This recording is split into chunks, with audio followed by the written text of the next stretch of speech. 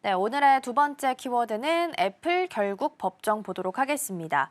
미국 법원이 애플이 법원 명령을 준수하지 않았다라고 지적을 하면서 검찰 수사를 요청했다라고 합니다. 더불어서 지금 추가적으로 나온 걸 보면 애플의 고위 임원이 위증을 했다라는 이야기를 하게 되면서 이게 법정 모독죄에 적용이 되는지 같이 조사해달라라고 이야기가 나왔다라고 합니다. 정확하게 이게 어떤 내용인가요? 이게 사실은 이제 여러 가지가 좀 얽혀 있습니다. 이제 여러 가지로 얽혀 있는데 사실은 이게 2020년으로 약간 거슬러 올라갈 것 같아요. 애플하고 이제 에픽 게임즈라는 두 회사가 사실은 그 에픽 게임즈라는 두 회사가 이제 수수료 문제 때문에 이제 애플의 자사 앱스토어가 있습니다. 애플의 앱스토어의 이제 결제 시스템을 강제하는 문제 때문에 이 소송 문제가 좀 있어서 이 부분을 이제 거슬러 가야 되는데 게임 업체인 에픽 게임즈가 애플이 이제 자사의 앱스토어 결제 시스템을 강제한다는 부분이 있어요. 30% 이상 수수료를 요구하는 독점 행위라고 주장하면서 이에 반발한 에픽 게임즈가 포트나이트란 자사 결제 시스템들을 심었고 애플은 이를 규정 위반이라고 판단해서 이 앱을 앱스토어에 삭제했습니다. 그러자 이제 양측이 앱마켓 독점을 두고 법정 다툼을 서로가 이제 들어가게 됩니다. 여기까지는 일반적이라고 할 수 있을 것 같아요. 그러자 이제 서로 이제 법정 다툼을 벌이게 됐고 결국 이게 2021년에 이제 캘리포니아 연방법원에서 애플이 요게 독점은 아니다라고 판결은 했지만 애플이 외부 결제를 막는 것은 부당하다라고 판결을 했습니다.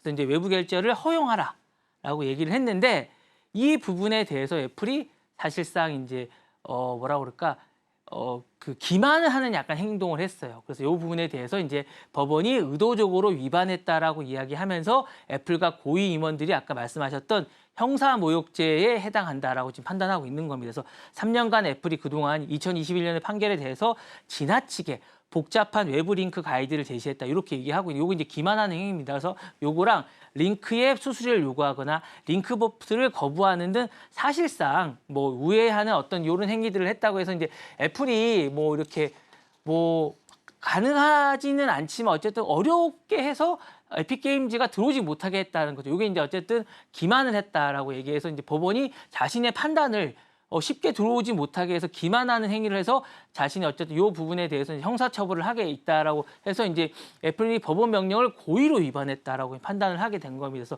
이 사안은 어떻게 보면 이제 단순한 민사 불복이 아니라 형사적인 자신들을 모욕했다라고 판단하고 있는 것 같아서 상당히 불쾌하게 생각하고 있고요. 애플이 이제 일부 고의 어쨌든 이 부분에 대해서 연방 검찰에 이제 어쨌든 회부했습니다. 상당히 심각한 사안이 아닌가라고 생각하고 있는 것 같고 사실 이거는 되게 좀 심각한 문제입니다. 왜냐하면 이렇게 기술적으로 어떤 법원의 이런 것들을 모욕한 거나 다름이 없기 때문에 상당히 모욕적으로 이제 법원은 받아들이고 있는 것 같고요. 이 판결은 사실은 이제 빅테크들의 어쨌든 반독점에 대한 규제를 강화하는 기조가 될 것 같고 그리고 이제 사법부가 이런 부분에 대해서 자신들을 기만하고 이런 부분에 대해서 더 이상 묵과하지 않겠다라는 선언적 그런 기조인 것 같습니다. 그리고 이제 플랫폼의 어쨌든 구조에 대한 전환적인 압박이 될 것 같은 생각도 좀 있습니다. 그래서 그리고 이제 다른 테크 기업도 이제 애플뿐만 아니라 지금 메타라든가 구글이라든가 구글도 비슷한 구글 스토어도 있지 않습니까? 이런 부분에서도 이제 영향이 있을 것 같은 규제의 피가 이런 식으로는 이제 안 통한다는 선례가 될 것 같은 그런 생각이 있습니다. 그래서 이 부분은 향후에 더 이상 생태계가 자기 뜻대로만 그러니까 빅테크 뜻대로만 설계할 수 없다라는 어쨌든 그런 메시지가 되는 게 아닌가라는 생각이 됩니다. 네, 에픽 게임즈가 2020년에 이제 애플을 상대로 반독점 소송을 제기를 했었죠. 앱스토어에서 인앱 결제가 아니라 외부 결제 시스템을 도입하게 되면서 애플이 포트나이트를 앱스토어에서 퇴출했다라는 부분이 계기가 됐었던 바가 있습니다.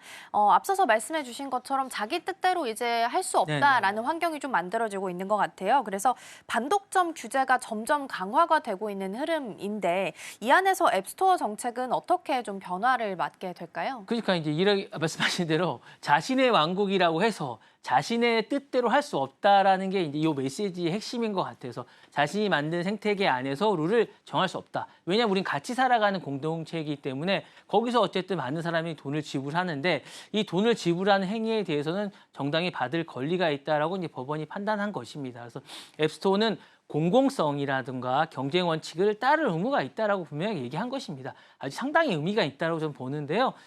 애플의 어쨌든 정책이 지금까지는 모든 결제는 애플을 거쳐라라고 얘기하면서 개발자의 외부 버튼 금지라든가 개발 수수료의 최대 30% 이거 엄청납니다, 여러분. 여러분이 보통 결제하실 때 이런 게 있습니다. 이거 나와서 아시겠지만 여러분이 만약에 어떤 그 네이버의 어떤 소설 같은 걸 읽으실 때 결제하실 때 애플에서 만약에 결제를 하시잖아요. 그러면 수수료를 내시는데 그걸 PC에서 결제하시면 수수료를 내지 적어요. 이 차이가 좀 있습니다. 이런 것들은 애플의 정책 때문에 그런 거거든요. 그러니까 이런 분 상당히 좀 차이가 있습니다. 그래서 가계월 환불 정책 모두 이런 게 애플이 통제하는 것들이 향후에는 이제 없어지게 될 가능성이 상당히 높습니다. 그래서 애플 서비스의 매출 50% 이상 책임져왔는데 이런 것들 수익률이 사실은 이런 정책들 때문에 이게 하드웨어 판매하는 것보다 사실 이게 더 높았는데 이런 게 사실은 이제 없어질 가능성이 상당히 높게 될 것 같고요. 이런 부분들이 이제 외부 결제 허용 범위도 넓어질 것 같은 이런 생각이 있습니다. 그리고 이제 지금 말씀드렸던 이런 수입 정책도 재설계해야 될 것 같은 그런 생각이 있고 앱에 어쨌든 지금 심사도 투명성이 좀 요구될 것 같은 생각이 있습니다. 지금 좀 전에 있었던 그 에픽 게임즈 같은 거는 일부러 퇴출을 사실상 시킨 그런 케이스거든요. 그러니까 이렇게 일부러 자사의 이익에 반한다고 해서 퇴출시키는 이런 경우는 이제 없어지지 않을까라는 생각이 들고 그다음에 이제 경쟁 플랫폼의 허용도 압박이 이제 더 심해질 것 같은 생각이 듭니다. 그래서 iOS 전용의 어떤 마켓이 아니라 열린 플랫폼으로 바뀌지 않을까. 그러니까 애플 전용의 마켓이 아니라 뭐 다른 데 지금까지는 애플 전용만 됐던 이런 건데 향후에는 뭐 안드로이드라든가 이런 쪽에도 열리지 않을까라는 생각이 듭니다. 그래서 향후에는 이제 플랫폼의 질서가 새로운 시험대에 오른 게 아닌가라는 생각이 듭니다. 네.